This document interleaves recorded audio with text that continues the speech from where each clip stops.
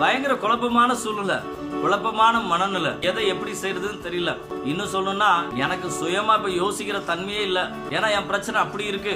ஐயோ, நான் யார்கிட்ட சொல்லி புலம்ப முடியும்? எனக்கு முன்னாடி எதிரா ஒண்ணு இருக்கு, பின்னாடி எதிரிகள் துரத்திட்டு வர்றாங்க. ஒருவேளை நீங்க அப்படி சொன்னீங்கன்னா எனக்கு வேதத்துல ஒரு பகுதி ஞாபகம் வருது. இஸ்ரவேல் மக்கள் போறாங்க, செங்கடல் எதிராய் நிக்குது, அவர்களை துரத்திட்டு வர பார்வோனுடைய ராணுவம் பின்னாடி துரத்திட்டு வருது.